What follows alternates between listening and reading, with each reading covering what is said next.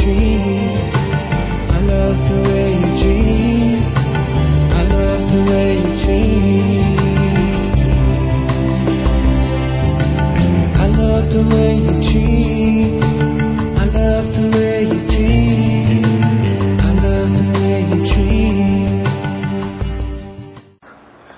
Hello, my name's Malcolm Watson and I'm a violinist. I've recently started working with the World Legacy Project and have been greatly honoured by their giving me the title of Living Legacy for the Arts. So without further ado, let me play you some music.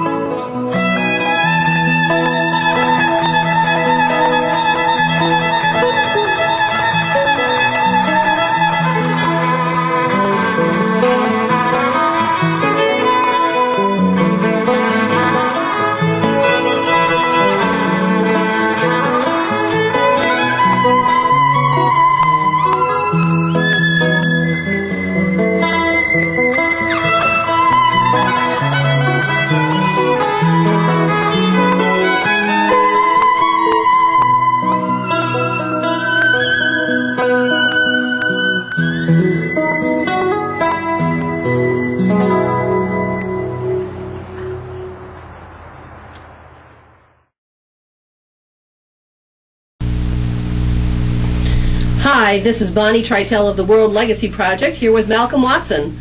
Malcolm is our Living Legacy in the Art, Education, and Humanity Cornerstone for 2009. A living legacy is someone who is consciously creating a legacy for people today and for future generations. And we have Malcolm here in our spotlight to talk about his living legacy. Hi, Malcolm. Thanks for joining us today. Hello, and it's a great pleasure to be here. Thank you. Let's talk a bit about how you got started. I think you told me you were 5.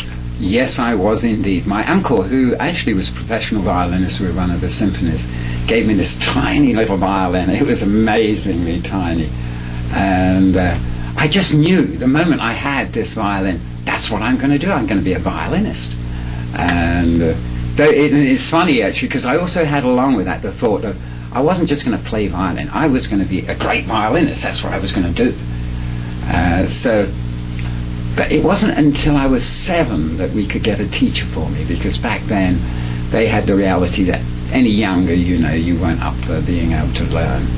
So I had lessons at 7, and then at the age of about 10 and a half, 11, I won a scholarship to a music school for young talented kids. And I was there until I was 15. And then at the age of 15, I won a full scholarship to the Royal Academy of Music in London, where I started at 16, and I studied there until I was 20. That's great. I know that you also got a lot into the pop scene for a while after the Royal Academy. Yeah, I did. It was, to be honest, I always found the classical scene a bit too serious, you know. I always wanted to be a jazz violinist when I was at the Royal Academy, but back then, and now they've got a great jazz department, but back then it was like if you said the word jazz, you know, it was like, that's not music. But I always had a fascination, you know, for rock and roll and jazz. So when I left the Royal Academy, I did a bit of work in, you know, a bit of symphony work and stuff like that.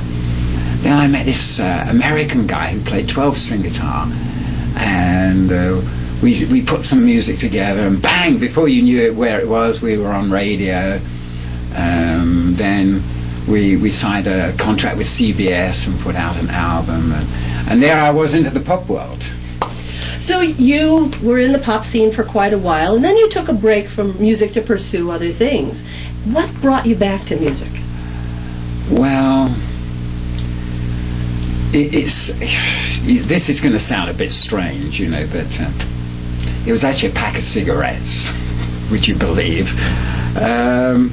It was, I always remember the day. It was 1990, and I just bought this beautiful little house in Boulder, but I was almost out of cash, and I'd paid off the first mortgage, and then I went, what am I going to do now? Perhaps I'll go back into industry. And I'd worked in the oil industry for a while. That's one of the things I'd done as an executive.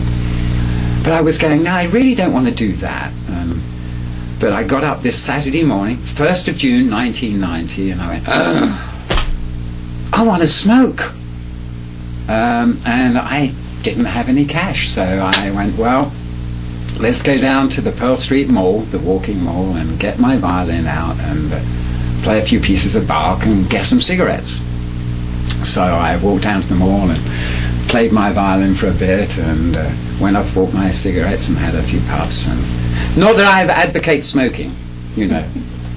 It's not a good addiction at all for any of us. But however, I went off and had my cigarette, and I was walking down the mall, and there was this young man playing guitar most beautifully. It really, really was beautiful. A young man by the name of Jeffrey H.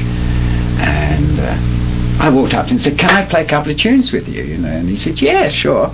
He had a little amplifier, and I plugged my violin in, and we played a couple of tunes, and he went, wow, that was amazing. You know, can we play a few more tunes? So we played a few more tunes, and by the end of the afternoon, we planned out the next 3 years. Quite amazing when you consider, if you asked me at 9 o'clock that morning, Malcolm, what are your options for things you want to do in the rest of your life? At that point, for very other many reasons, music wouldn't have actually even been on the list. And yet here I was, later on the same day, with tremendous excitement, planning out years to come. It was, what a magical day. I was back on my purpose. Yeah. I love the way you love the way you dream. One for you, one for me, one for you, one for me, one for you.